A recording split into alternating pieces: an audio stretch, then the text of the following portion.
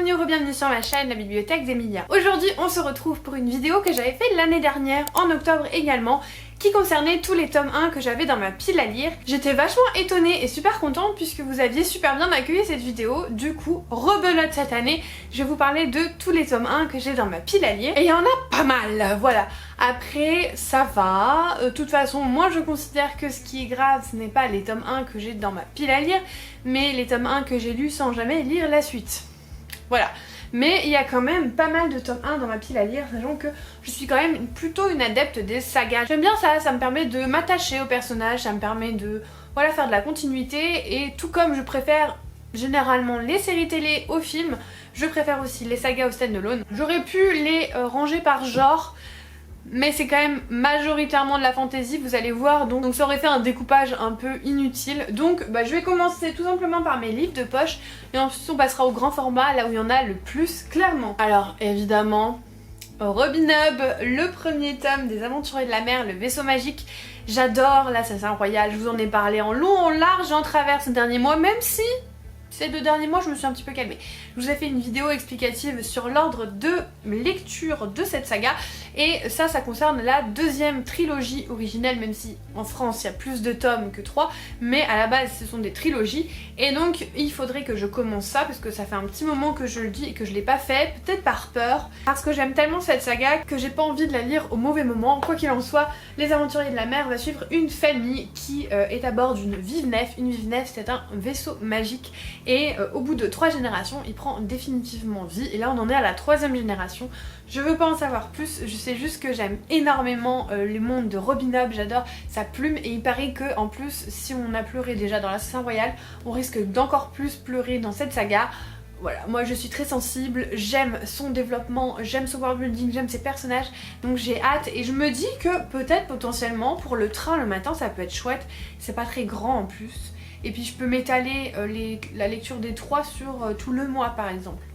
Voilà, c'est une idée. Ensuite, et ça, je pense qu'il sera bientôt temps de le sortir, le livre des anciens de Marc Lawrence, publié chez Brajlon. C'est une histoire qui ressemble énormément à Nevernight, et je vous avais dit l'année dernière que je voulais attendre que je sois un petit peu sortie de Nevernight pour pas faire trop de comparaisons, et là ça fait déjà plus d'1 an, donc je me dis que ce sera bientôt temps que je sorte cette saga, qui est donc de la fantasy adulte dans un couvent où on va former des jeunes filles à devenir des tueuses, et qui ont chacune un petit peu des pouvoirs un petit peu particuliers. Là on est sur Sœur Écarlate, donc à mon avis ça doit pas mal jouer avec le sang, j'en sais pas plus, je sais juste que c'est une saga qui est énormément appréciée par les lecteurs de fantasy adulte, donc ça va sortir un de ces 4. Également dans la fantasy adulte, un petit incontournable du genre, Joe Abercrombie, avec La Première Loi, une saga dont je ne me souviens plus du tout de quoi ça parle. C'est juste que c'est de la fantasy adulte, vraiment, je crois que c'est de la grim dark fantasy d'ailleurs, donc un petit peu comme de l'epic fantasy mais avec des côtés beaucoup plus dark, et je pense des personnages aussi très gris. On va suivre Logan, qui est un barbare redouté dans le nord, Jezal, qui est aussi égoïste que séduisant et qui préfère arnaquer les gens plutôt que de risquer sa vie sur un champ de bataille, un inquisiteur, et puis surtout le premier des mages, un certain Bayaz, qui serait peut-être un imposteur, mais aussi surtout la source de tous les ennuis de notre joyeuse bande de lurons.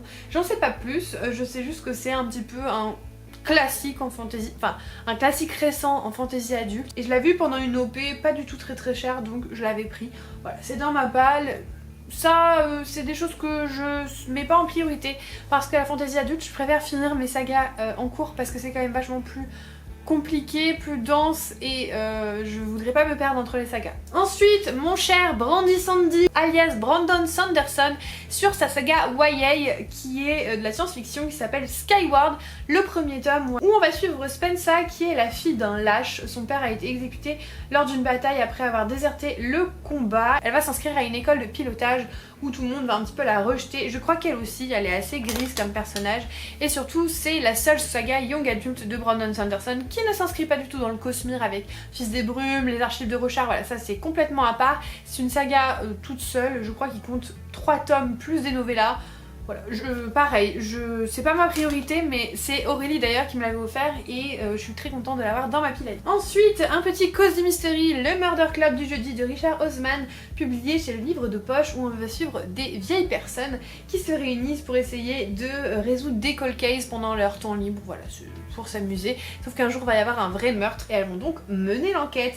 Ce livre a des retours très mitigés, mais c'est un auteur british, donc je pense que l'humour britannique ne plaît tout simplement pas à tout le monde. Moi j'ai très envie de me faire mon propre avis puisque j'adore l'humour britannique. Donc voilà, on verra, mais il est dans ma palle lui aussi. Et enfin, finir sur mes poches, L'Antre des Louves d'Elodie Harper, publié chez le Livre de Poche, qui se passe à Pompéi en moins 74 avant notre ère. On va suivre Amara qui est esclave et qui va essayer de gravir les échelons, bien que sa condition, sa basse extraction ne lui permette pas grand chose. On est sur un péplum classique, une histoire qui se passe pendant l'Antiquité grecque. Ce sont des thèmes qui me parlent énormément, j'aime beaucoup l'Antiquité grecque, donc je suis très contente de l'avoir. En plus je l'avais eu en occasion chez Gibert alors qu'il est en état complètement neuf. Alors du coup je l'avais pas eu non plus pour si peu. Je l'avais eu à 7,30€ au lieu de 9,70€, mais il est en parfait état, donc 2€ c'est quand même toujours ça de prix, hein, vous me direz. Et on va passer au grand format, c'est-à-dire les piles qui menacent à tout moment de tomber sur moi. Le premier que j'attrape c'est Vicious. Oui, je sais. Je n'ai toujours pas lu Vicious de V. Schwab alors que c'est mon autrice préférée qui l'est signée. Oh. Pourquoi ? Tout simplement parce que V. Schwab c'est mon autrice préférée, que c'est mon moment doudou, mon moment confort et que j'ai envie de les lire quand j'en ai besoin, quand j'en ai envie, et puis ça me rassure dans un sens d'avoir encore quelque chose d'elle, au cas où à un moment elle ne sorte rien pendant un an, je ne sais pas. En plus j'avais lu Shades of Magic plutôt à la suite l'année dernière, plus les Dissolution et Our Dark Duet, du coup j'avais quand même pas mal lu de Schwab dans l'année, donc celui-là je me le garde mais j'aimerais bien le lire l'année prochaine. Là il y a Fades of Power, donc le 4e tome de Shades of Magic qui va sortir, je vais le lire dès que je me sens bien, que je me sens que c'est le moment pour le lire. Et puis peut-être que dans l'année je lirai ça. Je crois qu'avec Mélanie on en avait parlé, si elle est toujours d'accord, Mélanie si tu me vois, de le lire ensemble, mais en tout cas c'est une duologie que je garde un petit peu pour la fin, pour quand j'aurai rien à lire d'elle et que j'aurai envie de lire du V. Schwab, puisque elle m'a dit que c'était sa saga préférée et c'est mon autrice préférée, donc si elle me dit que c'est sa saga préférée, voilà, j'ai des attentes et à chaque fois en fait je crois que j'ai peur d'être déçue. Voilà, c'est pour ça que je le sors pas, mais il est bien dans ma palle et il est signé, donc autant vous dire qu'il ne bougera pas. Ensuite, un livre que j'avais acheté à Montreuil, un peu sur un coup de tête, enfin surtout pour avoir un goodies de V. Schwab je crois, parce qu'il fallait acheter 2 livres. La couleur du mensonge d'Irene Beatty, publiée chez Lumen, qui est une saga dont je n'ai déjà plus aucun souvenir. Voilà, hein, clairement. Je crois qu'il y a des questions de mariage arrangé, de complot politique sous-jacent, voilà, je veux pas trop en savoir plus. Je sais que Louise de Les Affaires de Louise avait adoré cette saga, il me semble, donc j'avais très envie de la découvrir. Mais là mon intérêt s'essouffle un petit peu, donc si jamais vous l'avez lu et que vous l'avez aimé, n'hésitez pas à me le dire, parce que je sais pas, j'ai plus trop envie de le lire. Ensuite j'avais acheté à Yggdrasil Alumnia de Tiff, publié chez Plume Blanche, qui est une histoire qui se passe dans, je crois, entre la vie et la mort, ou alors une expérience de mort imminente, je sais pas trop. En tout cas, c'est une jeune fille qui meurt foudroyée et qui se retrouve dans un groupe de rebelles avec une magie ancestrale et de la technologie. Voilà, j'en sais pas plus, c'est juste que j'avais très envie parce qu'elle était très sympa et je me suis dit bah pourquoi pas lui prendre un roman. Je ne l'ai toujours pas lu, hein, malgré sa jolie dédicace. Et bien que je la vois aux Aliénales, j'aurais pu... Oh, il y a des jolies illustrations, j'avais pas vu, dis donc. Chaque en tête de chapitre, ça c'est chouette. Bien que je la vois aux Aliénales, je suis pas sûre que je l'aurais... Enfin, c'est sûr même, je l'aurais pas lu avant. Donc bon, on verra la prochaine fois que je la vois, si jamais je l'ai lu avant, si je veux lui prendre le tome 2. Mais je l'aurais pas lu avant les Aliénales, ça c'est sûr. Idem, c'est dommage, je voulais lire Tiziri par Alexiane Delis chez Plume Blanche avant de la voir aux Aliénales. Mais c'est pareil, j'aurais pas le temps. J'aurais pas le temps. C'est dommage, hein. En plus elle fait des jolies dédicaces et surtout je la trouve très sympa, Alexiane Delis. Mais bon, je vais essayer quand même de le lire, on verra, mais je pense pas que j'aurai le temps. Quoi qu'il en soit, Tiziri c'est une jeune fille qui vit dans un monde, enfin une jeune femme, où en fait la Terre a été complètement ravagée par un cataclysme. et la faune et la flore sont changées à jamais. Elle est chargée en gros d'aller chasser, de nourrir les siens. On lui a toujours dit de ne pas s'aventurer au-delà d'un certain endroit, sauf que évidemment, je vous donne dans le mille, elle va le faire et elle va découvrir qu'on lui ment depuis le début, voilà. Pourquoi pas, c'est vrai que j'aimerais bien quand même le lire parce que si je l'aime bien, j'aimerais bien lui prendre le tome 2 aux Aliénales, ce serait l'occasion, n'est-ce pas? Ensuite, Les voleurs de fumée de Sally Green, publié chez J'ai lu. Ça aussi c'est un livre que je n'ai plus vraiment envie de lire, que je garde et que d'ailleurs je vous avais cité dans les reliques de ma palle et je vous avais dit que si au bout d'un an, donc jusqu'à février, je n'avais toujours pas lu, je m'en débarrassais et très honnêtement je n'ai aucune envie d'aller lire ce livre. Je sais pas pourquoi, j'ai complètement perdu l'intérêt. On nous vend ça comme un Game of Thrones pour young adult, mais alors déjà je me méfie énormément de ça et puis je sais pas, j'ai perdu l'intérêt. Alors n'hésitez pas aussi, si jamais vous l'avez aimé, n'hésitez pas à me re-hyper dessus parce que là je pense qu'il va finir chez Gibert ou en boîte à livres. Ensuite, un livre que je compte lire dans les semaines qui viennent, Le Manoir d'Alex Sage, publié chez Stardust de Lyndall Clipstone. C'est un début de saga, je crois qu'il y a au moins 2 tomes. Il y a au moins 2 tomes. Et on va suivre Violetta qui va se retrouver au manoir de Lexage et qui pensait tomber sur un monstre. Mais le monstre ne serait peut-être pas celui qu'on pense. Voilà. Il y a un jeune homme torturé, il y a un manoir, je crois qu'il y a un lac aussi un peu hanté. Voilà. Parfait, très spooky pour la saison. J'aimerais bien le lire voilà, dans les semaines qui viennent.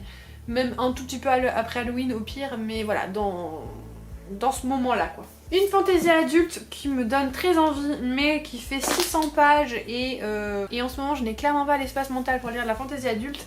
Il s'agit de Malice de John Gwynne, publié chez Léa, qui est de l'epic fantasy, de la médiéval fantasy, vraiment le truc fantasy de base adulte. Les humains sont arrivés sur les terres bannies qui ont été disputées à l'occasion de guerres entre clans de géants. Et d'ailleurs la terre a failli être détruite à ce moment-là. Et on va suivre Koban qui a très envie de devenir un chevalier. Il est question aussi d'une prophétie un peu mystérieuse. Quoi qu'il en soit, j'ai très envie de découvrir cette saga, mais comme je vous disais, je n'ai pas encore énormément la place mentale pour lire de la fantaisie adulte. Surtout tant que j'ai pas de télétravail, c'est trop compliqué, je suis trop fatiguée le soir. Déjà je galère à lire, alors vous imaginez lire ça?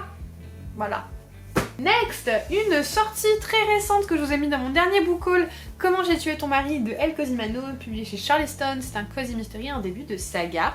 On va suivre Finlay Donovan qui est une écrivaine de thriller qui voit sa carrière et sa vie personnelle sombrer petit à petit et qui va parler avec son éditeur d'une intrigue policière. En fait la personne d'à côté en écoutant se dit mais en fait c'est une tueuse à gages. Bon, la personne n'est pas très fifine hein.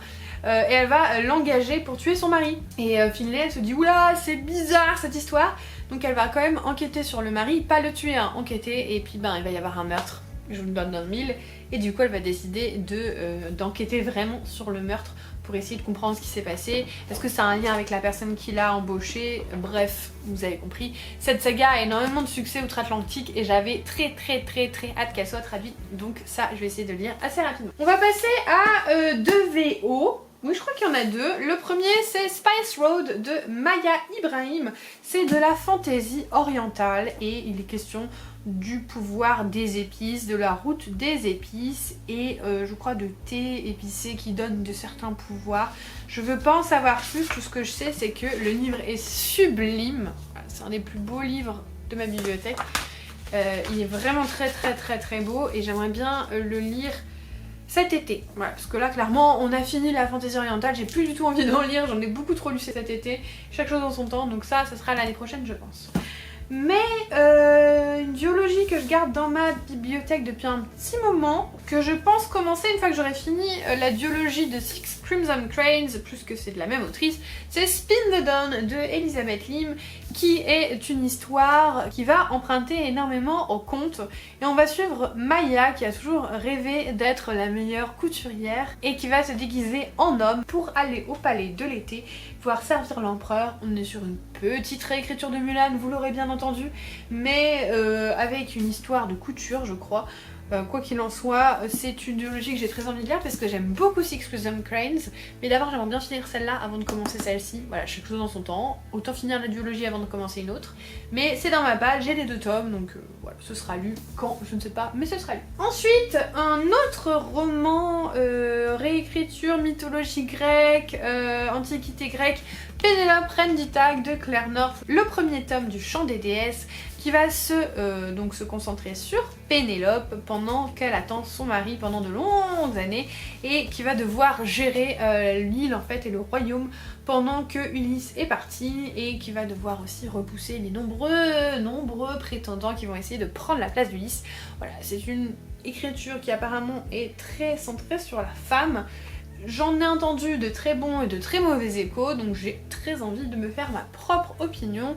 Mais pourquoi pas, en tout cas le livre est très beau. On attaque la dernière pile avec Vampiria America, le tome 4 de l'univers de Vampira, mais le tome 1 de la saga, la trilogie de, je devrais dire même, Vampiria America avec le premier tome, le tombeau des immortels, qui se passe donc aux Amériques pendant cette période où en fait la révolution n'est jamais arrivée, Louis XIV est devenu immortel, un vampire, et toutes les cours ont été transformées en vampires. On va être sur des questions de sorcellerie, un petit peu à l'image des procès de sorcellerie, mais également de balles de débutantes et de plusieurs personnes qui vont se réunir pour organiser une espèce de casse, un petit peu comme Six of Crows, et j'ai très envie de le lire. Je l'ai acheté dès sa sortie, je l'ai fait dédicacer à notre cher Victor Dixon que j'aime beaucoup et je l'ai gardé précieusement pour la période d'Halloween, et celui-là il sera lu la semaine d'Halloween. Ça fait depuis qu'il est sorti que je me dis que je le lirai à cette période, donc clairement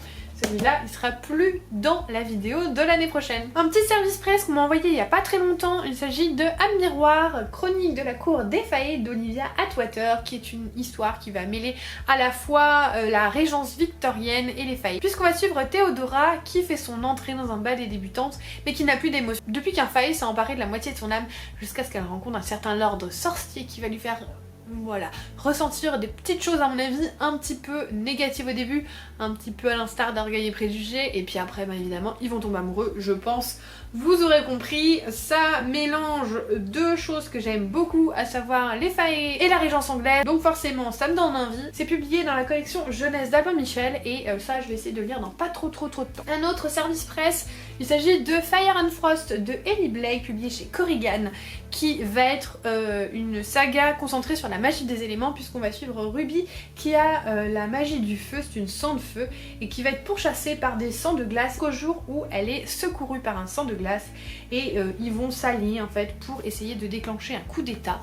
Voilà, la magie des éléments c'est toujours sympathique, je sais pas trop quand je le lirai, mais pas dans trop longtemps parce que c'est un service presse donc je les fais jamais trop traîner, mais ce sera lu, voilà. Ensuite, Sorcier de Maxime Fontaine et Romain Watson, Les sources de l'ombre chez Gulfstream, donc le premier tome. Je l'ai acheté déjà parce que je l'ai trouvé en occasion pas très cher, et puis surtout parce que je sais que Louise aime beaucoup ce roman. Et puis je me suis dit que si j'aimais bien, potentiellement j'irais leur prendre le tome 2 à Montreuil, puisqu'à mon avis ils seront à Montreuil, et que quand je les ai vus l'année dernière dans la queue, j'avais très envie de leur parler, ils avaient l'air très sympathiques. C'est une histoire de magie, mais un petit peu plus magie au sens cirque du terme on va dire, mais à mon avis il y aura quand même un petit peu de magie.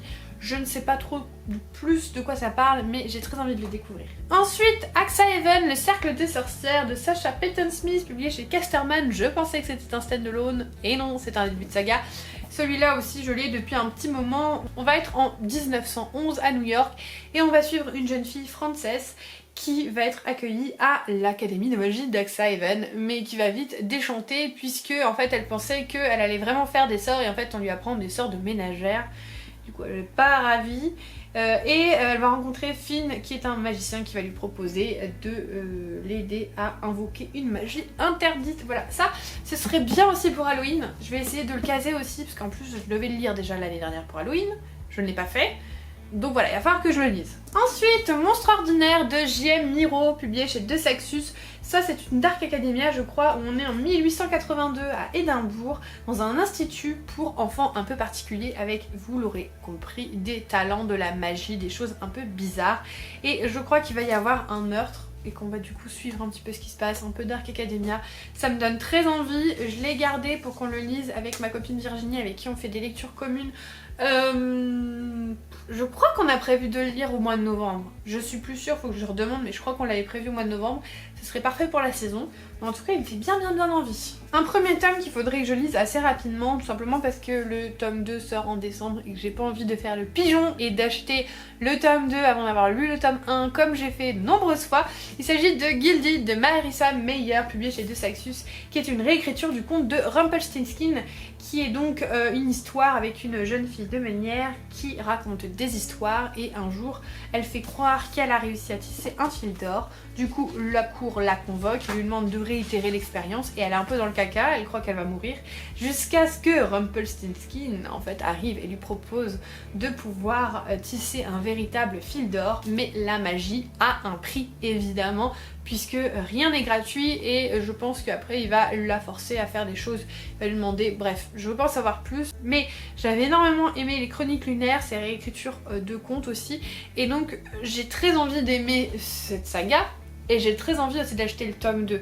Mais je me suis promis de ne plus acheter les tomes 2 quand j'avais pas lu les tomes 1. Parce que combien de fois je l'ai fait et qu'en fait j'ai revendu tout parce que j'avais pas du tout aimé le tome 1.